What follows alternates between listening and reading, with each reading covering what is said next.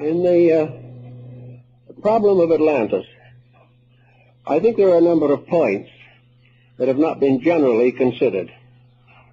We think of Atlantis as an island, probably somewhere in the Atlantic, and probably about in the location of the present Azores Islands. But actually, Atlantis was a diffusion. If you buy a map now of the world as it is today, we can say that that is the modern distribution. But to have a map of Atlantis as it was in the time of its glory, you would have to have a map of the entire planet, because it was a distribution. Continents rose and fell, islands came up and went down, great land shifts occurred, and the Atlantic distribution of land was far more important and far more far-reaching than the mere problem of an island somewhere in the ocean. So we have to think of Atlantis in relationship to a complete pattern of the planet. As Plato clearly points out, the island of Poseidonis, which we now think of as Atlantis, was the last fragment of a great empire. It is the last surviving part, and is supposed to have disappeared under the ocean about 12,000 years before the Trojan War, which would make it about 15,000 years ago. Now, in connection with the problem of Atlantis, I think the next thing we have to study is the name. Plato refers to the mysterious empire as Atlantis. He probably received this name, or secured it, from Solon, who in turn had received it from the priests of the Egyptian temple at Sais. Now, the word Atlantis, or its root, is not Egyptian, and it is not Greek. No one seems to be able to trace the origin of the name. It appears on two very important phases of ancient mythology, Atlantis and Atlas. And the root is ATL, Atal. Now, if we look to find the language in which that word or that root is permissible or was used, we find you'd have to come to the Western Hemisphere, because Atal was one of the month names of the Mayas. It also has more than just a name significance. Its glyph, or its symbol, is a deluge. This seems then to give us the real basis of our word, that we are dealing with a term that represents a world experience, that various countries were involved in it, that the circumstances were known around the entire planet, and that the name that has survived to us today is probably based upon the records on the Western Hemisphere. Now, if we take the general term to represent this mysterious region, we then can find from the Codex Troano, which is in the museum in Madrid, one of the surviving documents of the Mayas, that this particular deluge is marked in the glyphs of the people. The story is told in pictures, but among these pictures there is one in which the sky dragon, or the sky serpent, is pouring water from its mouth, and below this the god of death is dancing on the earth. Now, this was a long time ago, long before the coming of the Spaniards, but the records even go much further than that.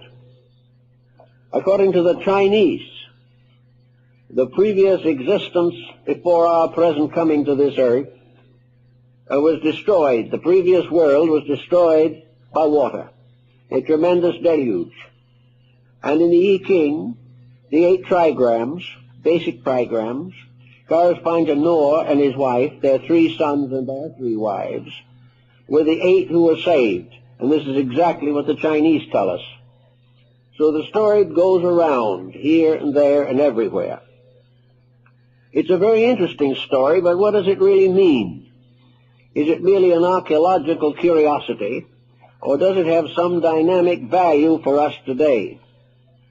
I would like to think of Atlantis much as Lord Bacon did in his book, The New Atlantis, in which he says in very simple terms, the new Atlantis, which is America. Bacon was quite convinced that on the Western Hemisphere a great empire would arise, an empire that would surpass the glory of the Atlantean story, and that this new world would not be destroyed. It would not turn against the gods. It would not misuse the energies of nature, and as a result would become a new world, a restoration of the Golden Age. Now, when we study this Atlantean problem a little more carefully, we realize there have been a number of speculations on this. Vice President Dawes made quite an extensive search for the Atlantean world. A number of good archaeologists and ethnologists have devoted time to it. And the general attitude is no longer to discard it as a fable, but to try to find out what its actual meaning could be. Now let us suppose that Solon was correct, and that Solon, being an old man, was unable to do what he had intended to do, and that was to write out an account of the lost Atlantis as he found it, or it was given to him, in the caves under the temple of Sais in Egypt. Here on columns formed of orichalcum, a metal that cannot perish, was recorded the story of a lost world. These two tablets are sometimes referred to as the Tables of Enoch, and we find a great deal of mystical lore surrounding this story. In any event, Solon, being very old and unable to carry on the work, passed the legend on to one of his descendants who was a student of Plato's. And this student, in turn, told Plato, who took the story, to use it as a great symbolical account of the descent of man. Now, Plato does not deny that the story is literally true, but he does point out so many very subtle and unusual details that we are forced to realize that he embellished it to represent the entire story of the planet Earth and its development. According to Plato, at a remote time, the gods of high Olympus distributed the world to their various sub-deities, and to Poseidon was given the lands of the sea, the great oceans, the islands, the archipelagos. And Poseidon created his kingdom in the oceans, and he created a wonderful city called the City of the Golden Gate. And in this city there was the temple to him, and in this temple were the tablets containing the laws of life, the laws that must be obeyed if man is to survive and to enjoy the favors of the gods. And the Atlantic Empire consisted of 7 islands. These 7 islands also occur in the Mexican story. These islands came together to form a league, and this league in turn created a kind of empire. And in the course of ages, the princes of the islands of the Atlantides became very proud. They decided that they would conquer the world. So in order to achieve this great end, they decided to send expeditions of conquest over all the other parts of the then Atlantean distribution. Now this distribution at that time consisted, much as it does today, of countries of various degrees of development. It was not an uninhabited world. The Atlanteans were not the only people. But these other people were comparatively primitive. They were like the natives of Africa or the natives of some Polynesian area, or perhaps the natives of some distant islands of the South Pacific. They were primitive people, but they existed. And the Atlantean merchants went to them, traded with them, and bartered with them. Plato states definitely that Atlantis had a great mercantile. that it traveled to all parts of the world, that it even visited Europe and as far south as South America. But gradually this empire grew more and more proud. Gradually fame, wealth, and power became the great objectives for life. And there was another dimension.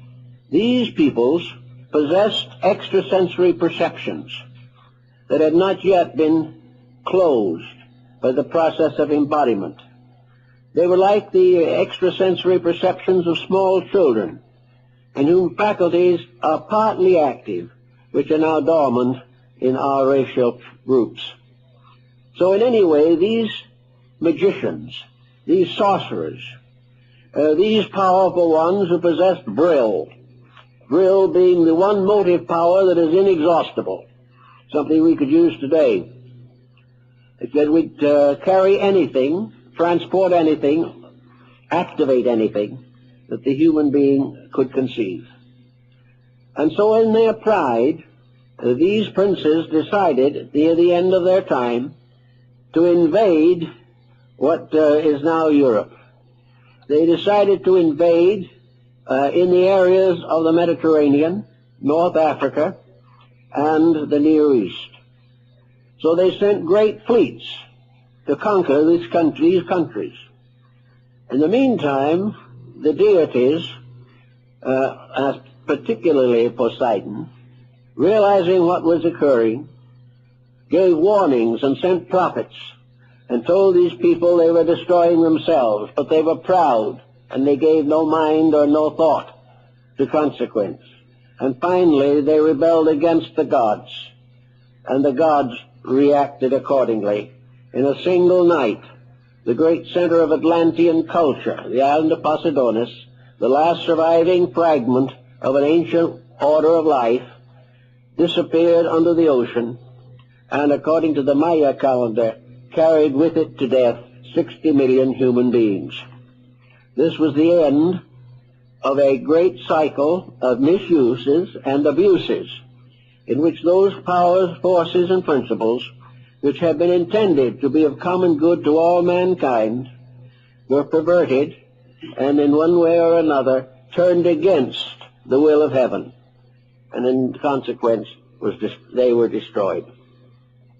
Now this also causes us to have another little interlude here, which I think we should give a thought to. We are told by Plato and several other historians of the time that various agencies, various merchants, travelers, explorers from Atlantis visited other lands. And among those who visited other lands were the priests of the Atlanteans, those who worshipped the great golden serpent. Serpent worship was one of the oldest religions of the world. Now these various missionaries, shall we say, went to primitive people, as we send missionaries today to underprivileged or gradually evolving groups. And these missionaries set up various institutions in the distant parts of the empire, the parts that were not actually destroyed by the destruction of the Atlantean centerland. Now, it seems to me, and I realize that this is hypothetical, but it seems to me that this explains a series of legends and myths which are of interest. We are told, for example, that the people of Chaldea and Babylonia were very primitive, that they had not yet discovered the use of fire, that they did not know how to cook food, they did not know how to keep records, they had no medical knowledge, they had no laws to live by and no governments except tribal communes. And in the midst of all this time, while they were living along the shores of the sea, one day something strange happened. A being came out of the sea. This being, whom they called Oannes, had the body of a fish and the head of a human being, and wore on his head the head of a fish on end. If you see the old pictures, you realize that his hat was what we call today a mitre, which is practically exactly the shape of a fish's head. And this man who came out of the sea had scales. Now, scales could very well represent armor. He carried symbols with him. And he was a good man. And he came to these people. And he taught them. He gave them a written language. He gave them the knowledge of agriculture. He taught them astronomy and the mystery of the stars. He helped them to build a permanent government, introduced them into the mysteries of architecture and the building of cities. And he also taught them the mysteries of heaven and the ways of the gods, and taught them to live in obedience. And he told them that in due time he would return. And then he went back to the sea, promising to come back one of these days, sometime in the future. And he walked out into the sea and disappeared. Now this seems to me to be a veiled story, could be a veiled story, of an Atlantean traveler, a missionary perhaps, who came to these people very much as the Chaldeans coming along the coast of Brittany and France gave them the beginnings of the culture of the Druids. This one who came out of the sea, dressed in armor, probably came on a ship, which came over the horizon and was regarded as evidence that he came out of the sea. The most important thing, I think, in this legend is that he promised to return. So they waited. And they kept his laws and they kept his rules for years, but he never came back. Now, on the opposite side of the world, something else was happening. The people of Central America were living in a very primitive state. Some of them were cannibals. They had no homes except rude huts. They had no instruments except cuts, cut from stone. They did not know how to cook their food. They had no written language and no way of recording their history, no knowledge of any of these things. And while they lived in this primitive condition, a strange thing happened. An old man came to them, riding on the back of serpents. And he came to the shore, and he was welcomed by them, these peoples. And his name is preserved in the three great languages of the central culture of the period and time and place. To the Aztecs, he was Kukulkan. To the ones who lived around Palenque, he was Wotan. And to the Mayas, he was Quetzalcoatl, the feathered serpent. And this man came from the sea with a bonnet of wonderful plumes, almost like wings. And on his breast he carried a cross. He came to them, and they received him with regard and esteem. And he taught them all the things that Atlantis had taught the Chaldeans. He helped them to establish a permanent way of life. He gave them the beginnings of a written language, the only written language in the Western Hemisphere. He gave them good government. And then he said, now I go away. But keep the rules that I have given you. And in due time, I will return and claim the empire.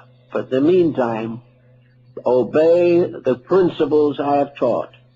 And these principles were of very high quality morally and ethically. Then this being went to the shores of the sea. And as he stood there, he said to the people that had assembled that a very bad power was coming to them. Tezcatlipoca, the god of war, was going to come from the south to destroy their empire. They should be true, however.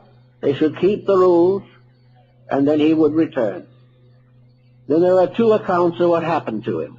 One that he called to the sea, and the raft of serpents returned.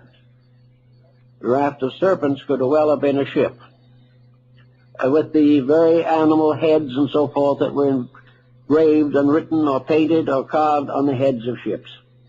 The other explanation is that he was transfigured and rose to become immortalized and deified in the planet Venus. He said, I will come back. But he never came.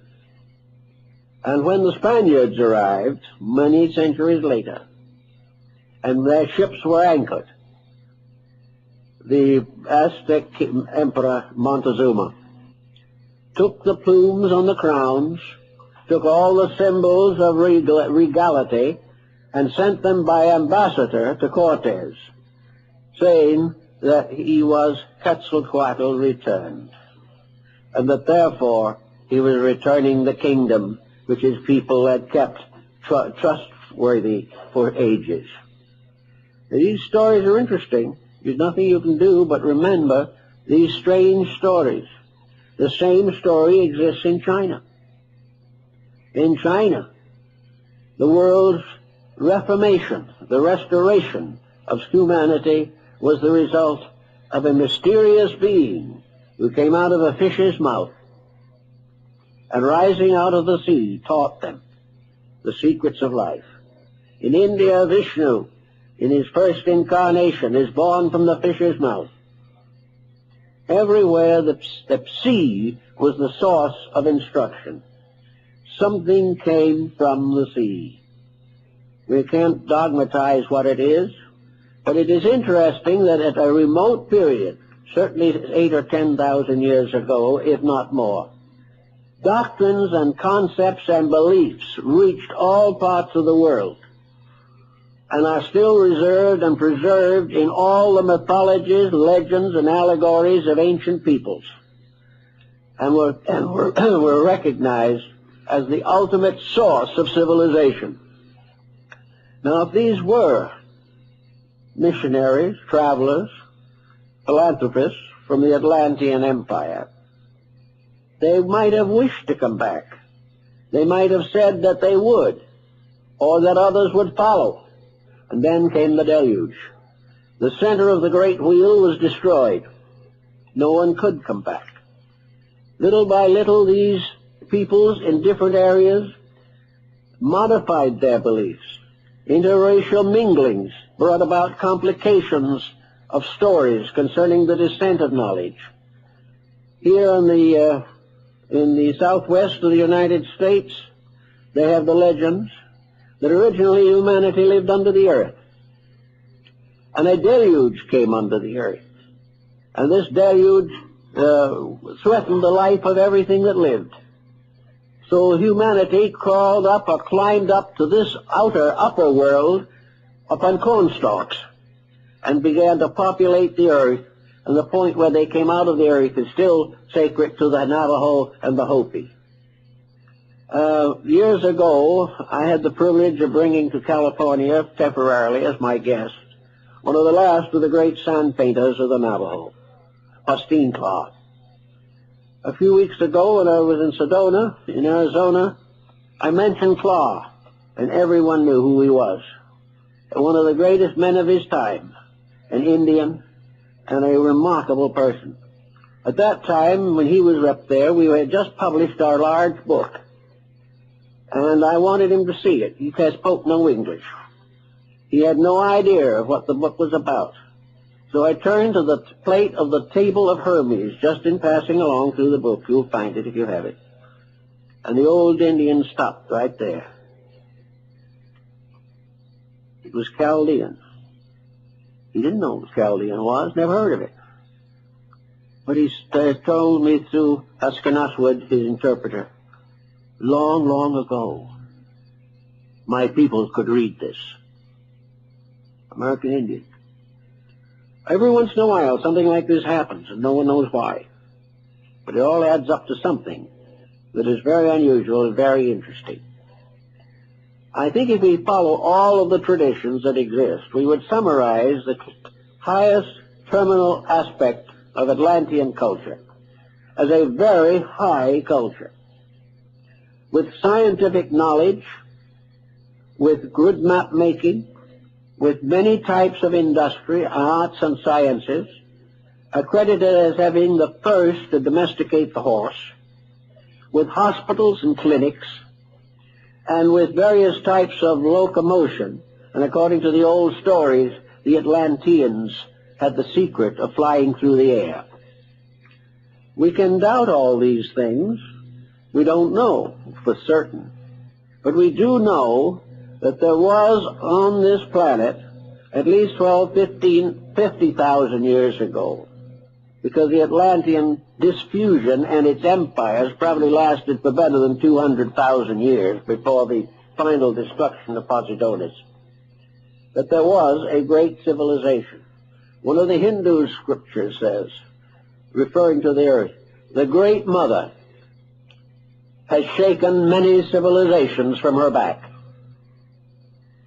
And maybe Atlantis was one of them. Maybe Lemuria was another. Perhaps Hyperborea was another. But in any event, far back, there were forms of life and culture very different from what we have today, which destroyed themselves by the misuse of the spiritual powers of life. So now we come to another interesting episode. In the last few years, there's been a great deal of emphasis upon extraterrestrials visiting our planet. Books have been written to show that somebody from outer space, presumably, who came here long ago, produced all kinds of mysterious monuments, records, engravings, pictures, and carvings, are supposed to have had airplanes, all this type of thing, and it was said to have come somewhere from outer space. The outer space theory has certain difficulties involving it, which have not been completely solved and may not be solved. I don't know. It may all be true. But what we seemingly have overlooked is the possibility that these records that we now consider to arise from extraterrestrial sources could be the records of the great civilizations that were here before they destroyed themselves. That these people who are said to have come and brought all the secrets of life to these primitive peoples could have been the citizens of the great Atlantic Empire, the empire that was far higher and far more advanced in many ways even than we are today. Their civilization was different. They were not bound tremendously to an industrial program. They didn't need it, and we wouldn't need it if we developed the resources within ourselves. The idea that we have to run the planet the way we're running it now simply means that we do not recognize that within ourselves are the answers to the questions that we now find so difficult. That actually, if we use the interior potential we have, we would have no need of all the problems of depressions and all the mysteries of exploitation that we suffer from today. How would it be to imagine for a moment at least that these so-called visitors were actually the Atlanteans? There is a long story of their activities, whereas the story concerning extraterrestrials is rather dim and hard to put together. We base the extraterrestrial idea on one point alone, namely that something was brought here or came here at a time before it would seem possible that the human being could have developed or evolved these resources. Some believe that they brought with them electric batteries. Others believe that they wore space suits. Some say they came in space ships. But none of these things really exist to our minds except in the form of paintings and carvings and imageries of one kind or another. The main foundation of our belief is that something happened by which a culture came here or was here prior to our ability to trace its source. If we assume that there was a great source already here, it would simplify a number of matters and make it much easier to account for the travel of these mysterious visitors. Suppose these mysterious visitors were simply part of an advanced culture here. I think we have the same thing in problems today. There are still areas in this planet right now where it is very dangerous for strangers to go. There are still primitive peoples who have no idea whatsoever of civilization and have never heard of it. And in spite of the tremendous spread of our way of life, there are large areas which have not been touched, or so lightly as to mean very little. If in a more ancient time, most of the planet consisted of comparatively primitive peoples, and the last of the great Atlantean diffusion, Poseidonus, was an isolated island, separated by water from practically all other areas on Earth. Most people living in other parts of the planet would have no knowledge of it. Or if they had a knowledge, it would only be a legend. And perhaps the legend is responsible for another series of interesting beliefs. The World Mountain, Olympus, Asgard of the Nordic peoples, the whole series of the demigods who walked with men, the individuals who had apparently supreme power. Montezuma bowed down to them, and they were Spaniards in armor, and Montezuma believed from reports that these men were centaurs, half man and half horse, and was not able to understand that these men were riding horses, which the Indians knew nothing about. Here, less than 500 years ago, we have a situation in which a higher cultured civilization moved in on the primitive one and was mistaken for gods until they proved that instead of being gods, they were ravishers of the earth. So in that type of thinking, we might also find a source for much of our religious thinking. These mysterious priests of the serpent of the city of the sun. These priests were undoubtedly wise in the mysteries of life.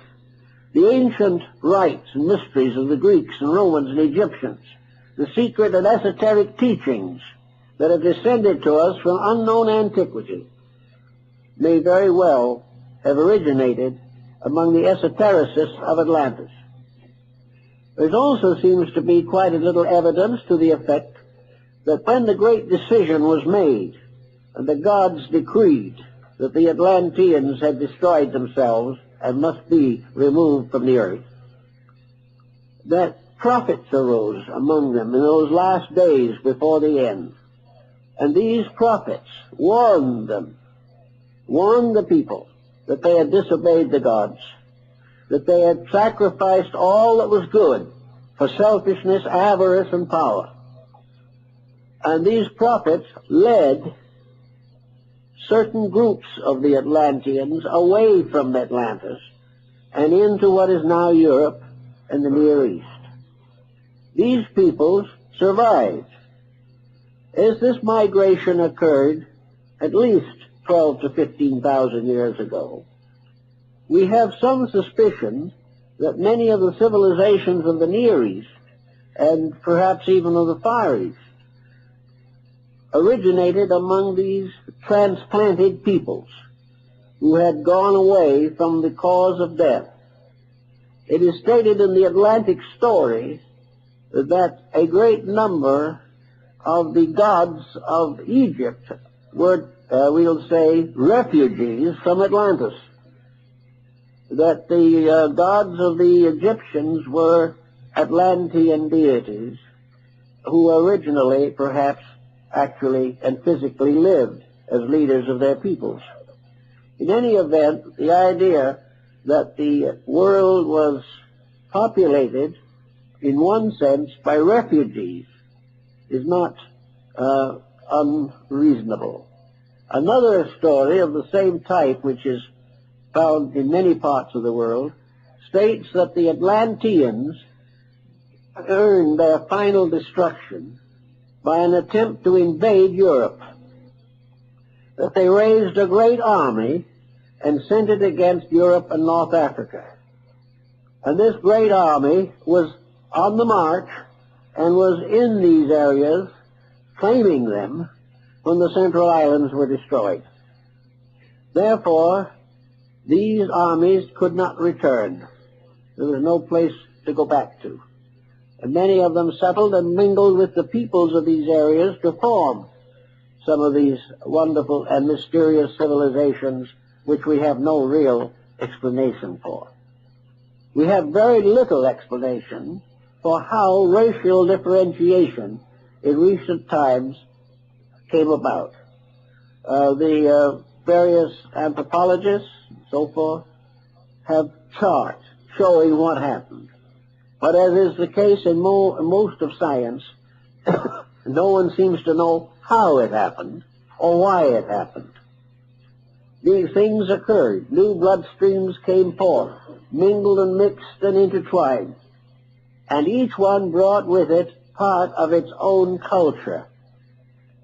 And these parts of ancient cultures seem to linger on, perhaps in lingual differences, in arts and crafts, in psychological structures, in habits and principles, and even to a measure in bodily form and structure.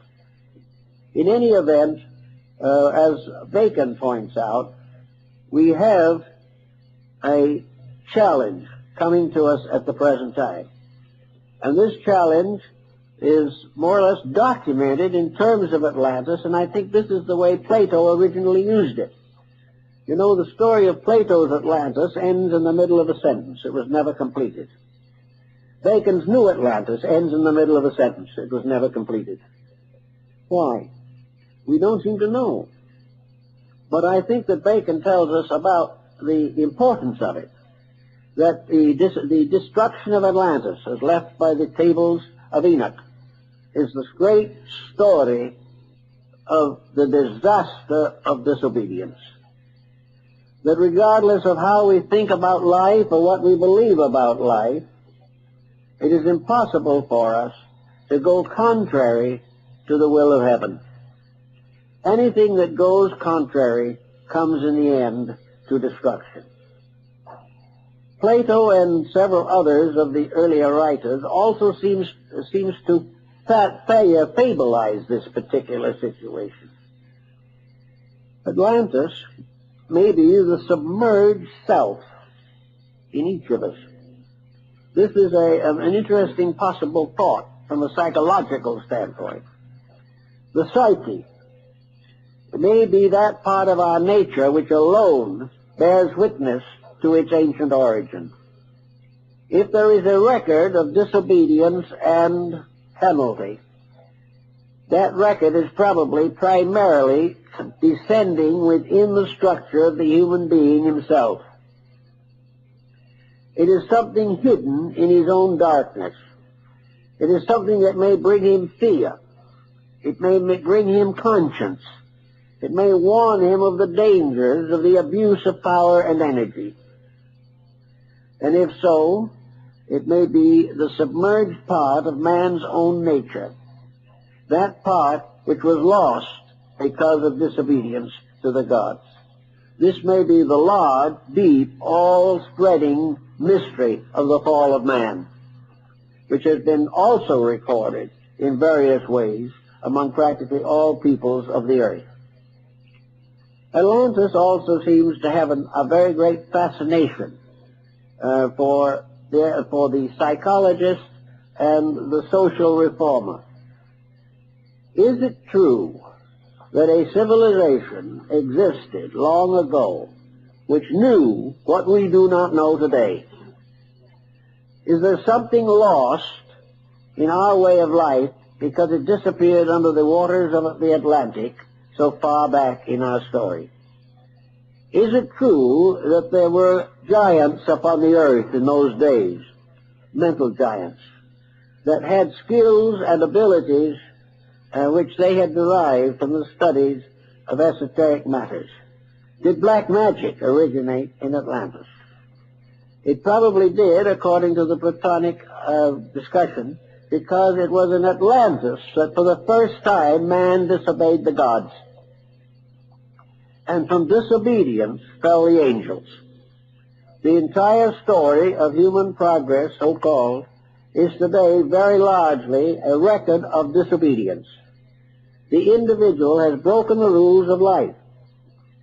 Some people, having broken the rules of life, try to study esoteric matters, hoping to find the secrets of some strange magic of long ago. But if they are those who have broken the rules, and they are seeking a knowledge which they do not deserve, and which they do not have the character to use constructively, they could cause another deluge upon the face of the earth. Therefore, every effort apparently has been made in ancient times to protect the secrets of essential knowledge. There are records of legends and accounts everywhere of secret teachings, esoteric schools. There are accounts of ways by which the human being can develop faculties and powers at present beyond his capacity. The scoffer says the whole thing is superstition, that there are no such forces, but that isn't proven by scoffing. It is only proving by testing. I remember years ago, when I was in India, I met an old gentleman whom I make the hero of a book called The Guru. This old gentleman was a guru. I was never a disciple of his or anything of that kind, but I did know him. And we've talked about many things relating to the Yoga, Vedanta, Tantra of India.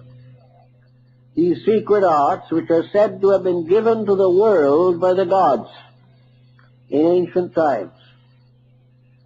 And in talking about it, you see this old gentleman was sitting there very quietly on a little white square like a sheet in his room in a little stucco house in Calcutta.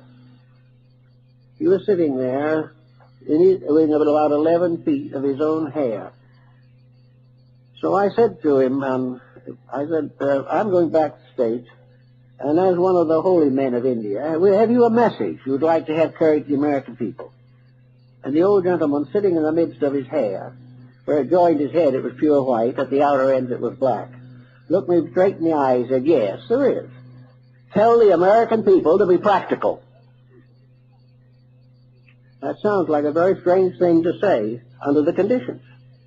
Because if there was anything that ever looked impractical, it was what he was doing. So I carried that question a little further. And he explained to me, he said, I would like to make a recommendation. He says, send over to us 5 or 10 of your best equipped scientists, the ones who have the greatest knowledge that your academies and schools, universities, and institutions can produce. Leave them with us for 10 years, and they will reform Western wisdom. We have built it all on the outside, when in fact we have failed in the greatest mystery of all, the realization that within ourselves are the secrets we are searching for everywhere else. And also within ourselves are energy resources which cannot be exhausted. And that there can be and should be an over-science of life by means of which human beings could build a world that would endure, a world that would be worth living in for everyone who lives here. Now, the old masters of the magic of Atlantis lost all by perversion. They lost themselves and they lost their lives. They lost their world and their beautiful cities and their temples. Nothing remained because they failed. Now, at the moment, we can also remind again of the Atlantis of Bacon, namely what we have to do. He said, Bacon in the New Atlantis said that we might say the motto of the great Atlantean experiment was that man should learn to know all that is possible for man to know, and should dedicate all he knows to the unselfish good of all that lives. Now, it's a pretty big order, and we're not working that way too well at the moment. But the principles still remain true. That when the individual works for himself, his empires fall. When he works for the common good, he builds that in which is the spirit of everlastingness. Now, among the mysteries that have been involved in the Atlantean story are the pyramids. And the pyramids are very interesting things. We know that they are in Egypt. We know that they're in Central America, but recently, a year or two ago, I saw aerial photographs of pyramids in the heart of China, which are not generally known, but they've been recognized.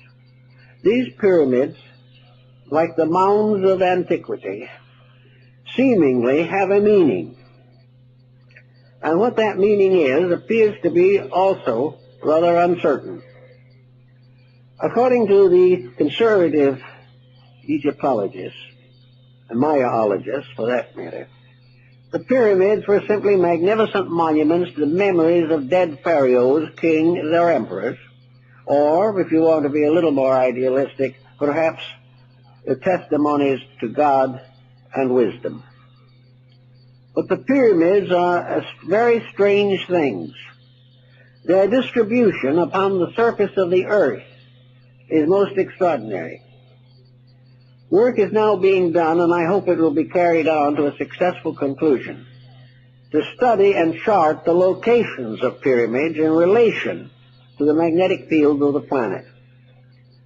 We know that the planet is a kind of crystal, that it has areas of fission, that it has magnetic fields, and that these magnetic fields are very important to the survival of life and to the distribution of energies. These magnetic fields may sometime be the substitute for every method of locomotion or all forms of fuel in the world today. I went to the Pyramid of Giza, and I went through all the interior chambers of it. And there are some things about it that are very, very strange. Why should a tomb be ventilated? There are two great passageways leading from the king's chamber to the outside wall of the pyramid. They are like ventilators, not large enough for a person to go through, but large enough to permit a current of air. And then, after some time, no one knows when, the outer ends of these ventilators were blocked, but the openings to the inside are still open. The Great Pyramid's King's Chamber has in the ceiling the largest stone, I guess, in the entire structure. It weighs many, many tons. The sarcophagus, so-called, has been largely nicked away by tourists, but there is a lighter stone box, much in the shape of a casket, but too small for a human body. The way the Egyptians mummified their dead and put one mummy case and sarcophagus and over another before a final interring in the stone vaults could not have been done in this case at all. It's been utterly impossible. Also, another interesting thing happened. Way back in the days of the glory of Baghdad, the great Sultan of the follower and descendant of the great Al-Rashid of the Arabian Nights, Sultan Al-Rashid bin Mamun, decided to open the Great Pyramid. He had been told that it was built by giants who were called the Shaddai, superhuman beings, and that within that pyramid, and those pyramids, they had stored a great treasure beyond the knowledge of man. So, taking his court with him, the Sultan went to Egypt. And he stood and looked at the Great Pyramid. And at that time, all the casing stones were in place. The four walls were perfectly smooth. There was no visible opening of any kind. And he didn't know exactly what to do. But he heard from legends where he supposed the entranceway was, and he began to dig there. And they had a very fine way of digging in those days, which I think we have improved on. They had to use cold chisels and vinegar to go through the stone. And when they got through a certain way, they did find that they had come very close to an entrance. But a great stone blocked it. And they could go no further. The Sultan or Caliph looked at the stone. He said, "Take it out." So they went to work on that stone with vinegar and very soft metal tools.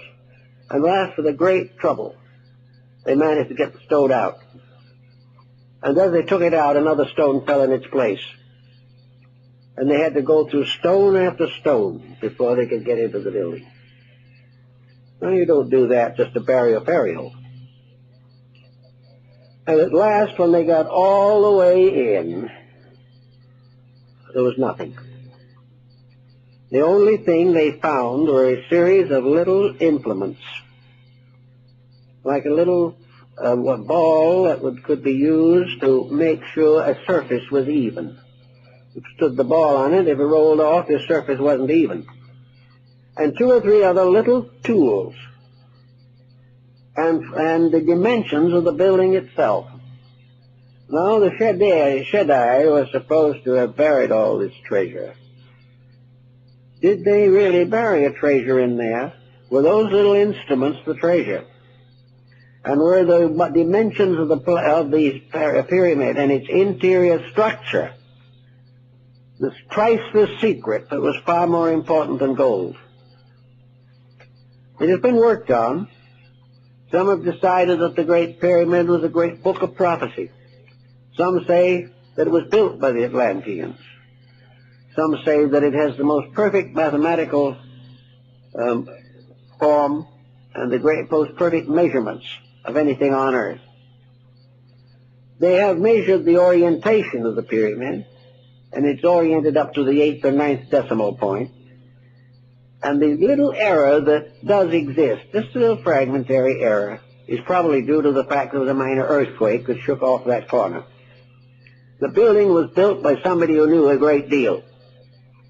Now, if you only want to go back as far as Cheops or Khufu, we have to admit under those conditions that the Egyptians were pretty smart people.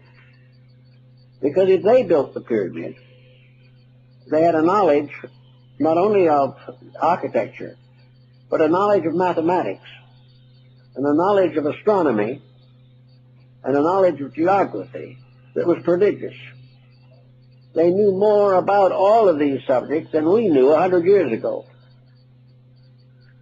Something in this story is another evidence that somewhere in the past there was a very great amount of knowledge. And if it was true, or is true, that the pyramid was oriented to the Star Vega, then the entire history of Egyptian philosophy and mathematics is set forth in that building. The Egyptians themselves, at a very early time, said that the Great Pyramid of Giza, pyramid number 1, was originally the tomb of Hermes, and that in that building was the great key to the Hermetic philosophy, which was restored in Alexandria in the 1st century. Now, Hermes, as the Hermetic tradition tells us, was the god of wisdom, a being known to the Greeks as Hermes, known to the Romans as Mercury, known to the Egyptians as Thoth, the god of writing. And the last poem, by the way, of Longfellow was an ode to Hermes, in which he said, "Trismegistus, 3 times greatest, how thy name sublime has descended to this latest progeny of time." Hermes Trismegistus, the embodiment of all knowledge that is knowable of nature. Hermes was the symbol of cosmic mind, of absolute knowledge. He was described as having written all the books of the world, because every book was written by mind. He was the keeper of the great secrets of life, the guardian of the mysteries. And this work includes a discussion of the Great Pyramid. Certain Hermetic books, probably written about the 1st century, but credited with the greater Antiquity, include a work written by Hermes, presumably, to his son Tatian. And he says in this book to his son, he says, "The day shall come when Egypt shall be no more glorious, that nothing will remain of this great empire except broken columns half covered with the sand." And that was written over 2,000 years ago from existing manuscripts. So the entire problem of Egypt ties into Atlantis, to the pyramids, and other ancient monuments. Let's see now what we could say about this pyramid in study of man at the present stage of his evolution. For some reason we're not very sure of, the pyramid is on the reverse of the seal, the Great Seal of the United States. No one knows exactly why it was put there. No one knows who put it there. The custodian of the Great Seal, back about the turn of the century, wrote a book on the story of the Great Seal of the United States. And he said the reverse of the seal, the front of course is the eagle, the reverse of the seal has never been cut, for the reason that it is nothing but the dull symbol of an esoteric society. Well, that esoteric society, of course, numbered among its followers Washington, Franklin, probably Jefferson. But in any event, the seal was not cut. Now, the soldiers of the Revolutionary War were paid their wages in what we would term feudatory notes. They were simply local printing paper with practically no value. Nearly everyone who financed the revolution went broke. But these little notes that were passed around, one of them has that pyramid on it before it was on the seal of the United States. And later it was moved onto the States paper. Now, when was the Great Seal cut? It has been cut. It was cut during the presidency of Franklin D. Roosevelt, and has since been found on the reverse of our dollar bill. This seal is apparently the symbol of a monument which, according to the Bible, was set up in Egypt to bear testimony. It was quite possible, and people are beginning to work more and more on it, that the study of the pyramid is very, very important to the solution of our relationship to the ancient world. We like to think in our own way that we are just here to do as we please, that we can make the mistakes we like best, that there is no definite providence to guide us, that our ancestors are all dead, and that nothing was better than the Roman Empire. But we are not at all sure of some of these attitudes. And as our own problems increase, as they are increasing today, it becomes very obvious that we are not able to handle our own destinies at this time. We do not know where we are going. We have no idea of how we're going to get there.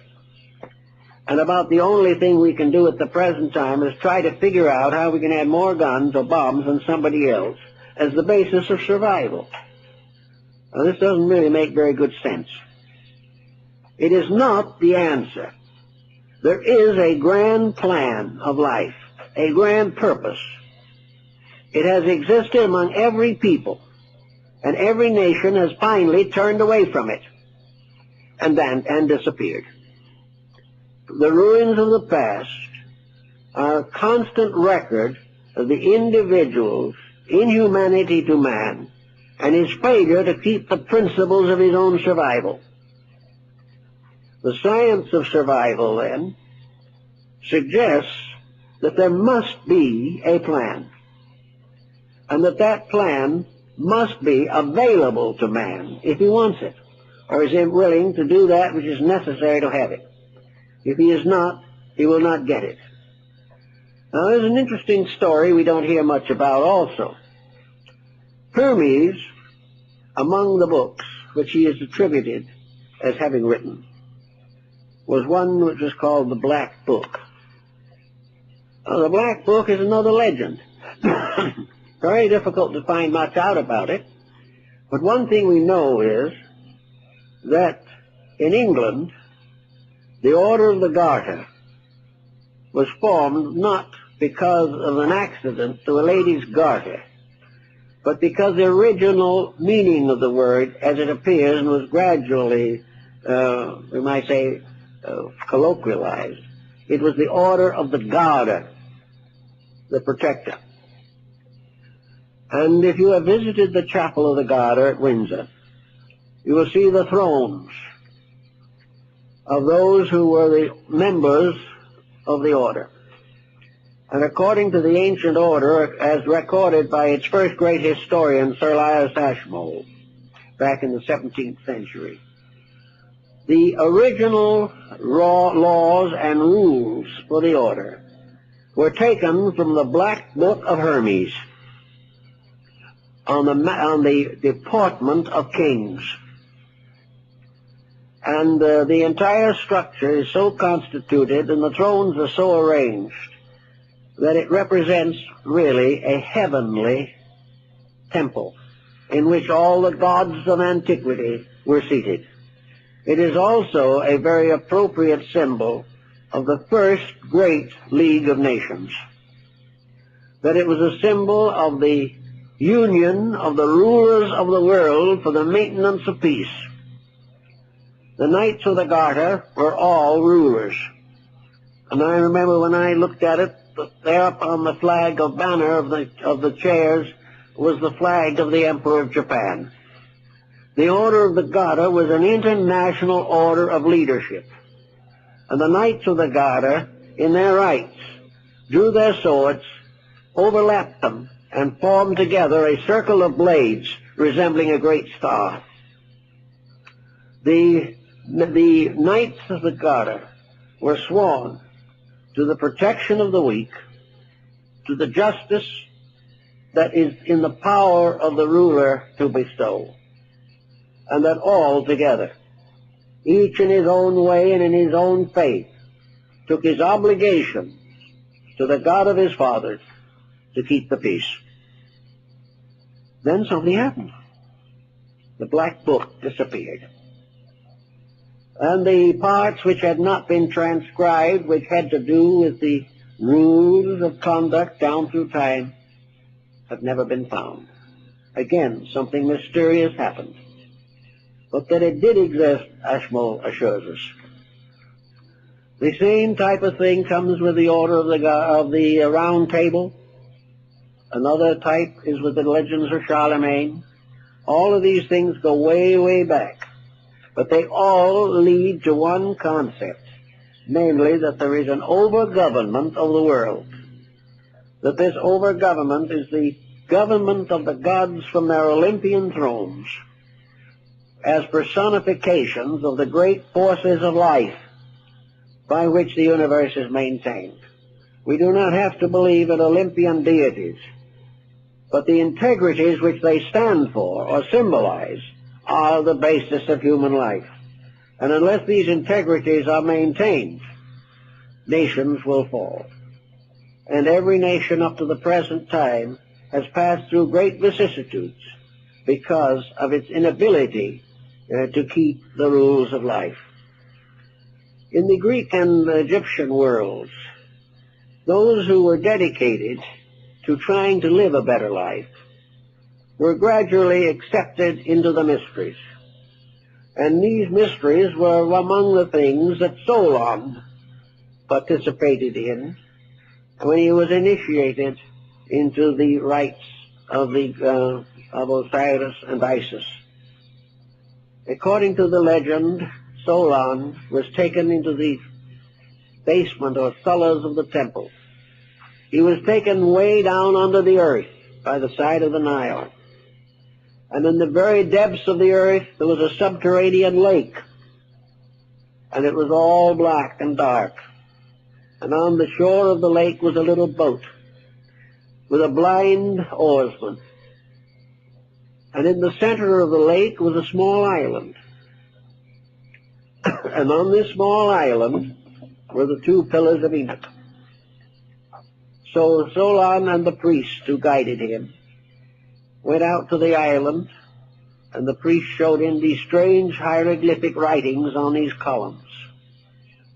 And it described how various destructions had afflicted the world. And it said that the Atlantean Empire was destroyed by water. But if the solution wasn't found, if the world did not become aware from the ancient evidence and from daily living that there was no way of breaking the rules of living and surviving, then another great civilization might rise. And if this one rose, and it was necessary to punish it, it would be punished by forces moving in the air. Solon took this back. Didn't know exactly what to do with it. But he realized that he had been in the presence of something very sacred, that the priests themselves believed this. And it was written on this column of indestructible metal that had been there before the dawn of time. Incidentally, there is a column in India that is much the same as in Delhi.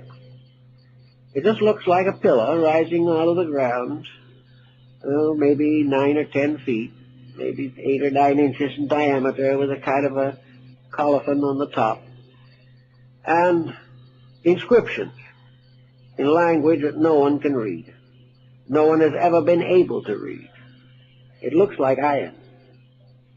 But during the Sepoy Rebellion, that column was hit by a number of solid shot, cannonballs.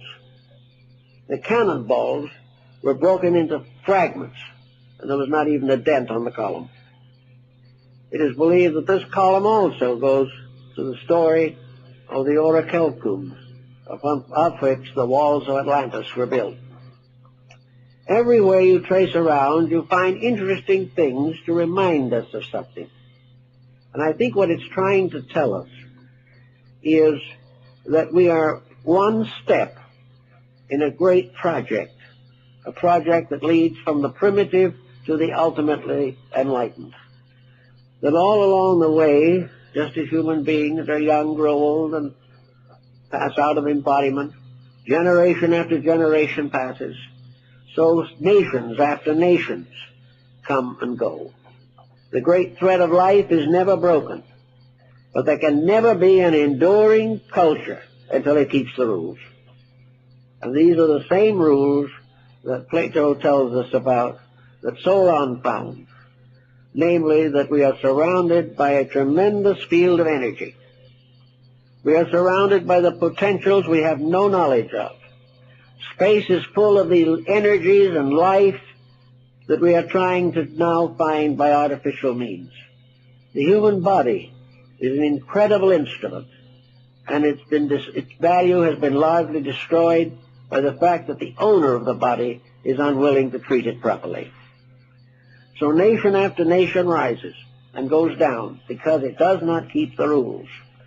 And this will continue until man, in one way or another, becomes aware of these rules. Now, the speculation about the Atlantic story, to my mind, should not be where was it and what was it, primarily. But the main question is to find out what the story means and what it means to us today. to make this idea practical. We learn from this story, for instance, that a great civilization can perish. We learn that great empires can fall. But what we haven't learned really is that these disasters are caused largely by the corruptions of the human being. That man himself is his own destroyer, and that he will be his own destroyer as long as he follows the ambitions of world domination, as long as he lives to conquer peoples, as long as he lives to accumulate an unreasonable wealth, where he is willing to compromise integrity for fame, where he is willing to live only for today and let tomorrow take care of itself. He should look back and see how the tomorrow of Atlantis took care of itself. The individual himself sickens and dies from his own corruptions. Nations do the same thing. But in every nation that perishes, something survives. And one of the things that survives is a knowledge which can be reorganized, reintegrated, and reformed.